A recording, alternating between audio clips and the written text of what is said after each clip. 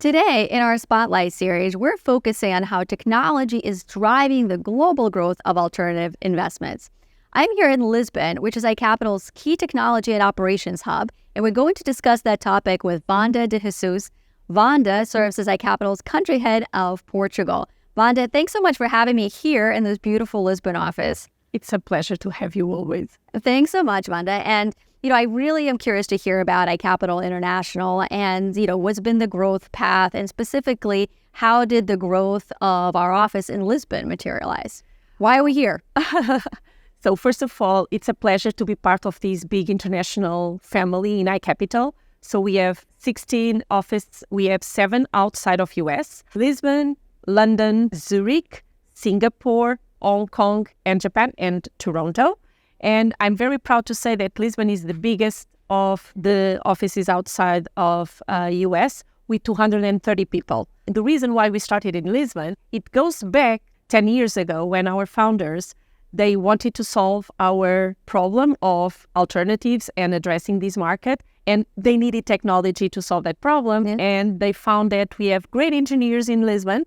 And so they hired the team here that then grew, and that grew so fast that by 2020, there were already 60 people working for iCapital. And so iCapital bought that part of the company. And then we grew from the technology side, and we grew from there to the 230 that now has also operations in it. So I know we're continuing to expand in Lisbon. And so what is so special about this place? What is iCapital and maybe others are finding here that's attractive? So I think Portugal has a lot of ingredients that make it very special for this kind of companies. We are the 7th safest country in the world. We are also the 7th with the best quality of life. Mm-hmm. We have amazing infrastructures and connectivity. We even have some of the ultramarine cables of fiber optic. They are connected to Europe through Portugal from Google, Link. And of course, in terms of geographic, we are really in the center of the world. So we can connect to America, to Asia, even time differences. And this works with iCapital as well, because we have operations, as we said, sure, in these regions. So we are also the country with the older borders, so very steady country in terms of where you are. So I think all of these, but then the most important thing is really the talent. We are the 3rd in Europe producing engineers. And also we have the 4th universities as top of Financial Times already. And so, Vanda, let's pivot a little bit to the discussion of private markets and how that evolution is progressing here in Portugal, or maybe even beyond in Europe. What's been the interest in private market investing? How is it growing? I believe particularly in the venture capital space. And that has to do with a lot of startups coming to Portugal. We also have a huge event that is Web Summit, mm-hmm, that is in Portugal for almost 10 years, that also brought a lot of attention to the startup ecosystem.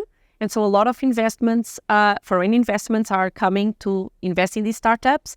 We now have 7 unicorns that are based with Portuguese talent. The amount of investment that has been growing 50 times in the last 10 years in these kind of companies. And another important or interesting figure is that the companies that are Portuguese technology based, they more or less worth 80% of our GDP, which means that technology is really a driver in our economy. And the other aspect of growing capital markets, it's probably also associated with the golden visas. Mm-hmm. So until last year, we could get a golden visa by investing in real estate, but then this changed in the last year, right? And an alternative, and a great alternative, is through private equity investment. And I think numbers from last year were that investments reached 125 million, and more than 300 golden visas were attributed and awarded this way. That's a really interesting change and a very constructive one for, private markets in Portugal. If instead of investing in real estate, some of the interested parties would have to allocate to a private equity fund based here in Portugal, which therefore would be able to have more dry powder to allocate to deals and, as we always talk about, support that real economy. Yes. And the other, takeaway for me is that technology is really, really a big part of the Portuguese economy. Yeah. Given you a background in tech, you were at Microsoft for a long time prior to coming to iCapital, and obviously technology is a key focus for us at iCapital. And so let's talk about some of the key trends today, which is artificial intelligence, of course, automation, and also distributed ledger. I really think that a company like ours, the way to drive these changes of technology, again, AI particularly, and also DLT, it's really managing, helping and supporting the company and our customers to manage fear. And when I say manage fear, is that technology always brings uncertainty.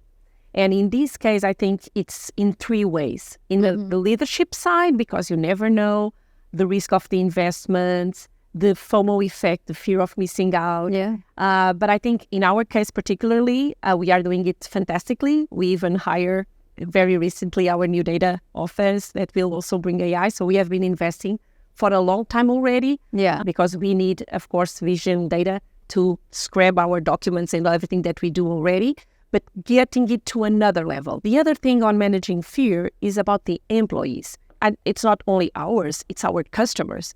Because employees feel that they might lose their jobs, what will be the impact, and we have to explain how their jobs will be augmented and being much more interested on doing things that usually they could not do because they were doing operational works.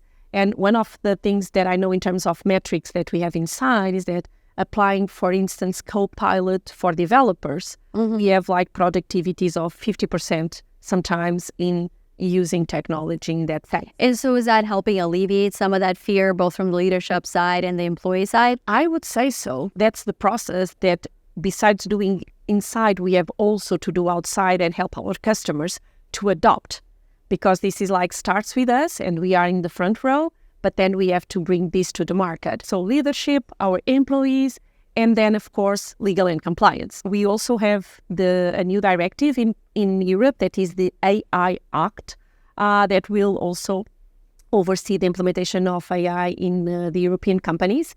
And so being on top of all of these trends, it's absolutely critical.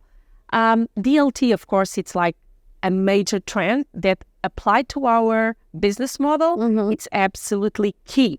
Because you can simplify the connection, the distributed ledger technology. It's a much faster way to connect and to distribute our funds. And we just announced some weeks ago that we had our first fund on DLT. Indeed, a big milestone.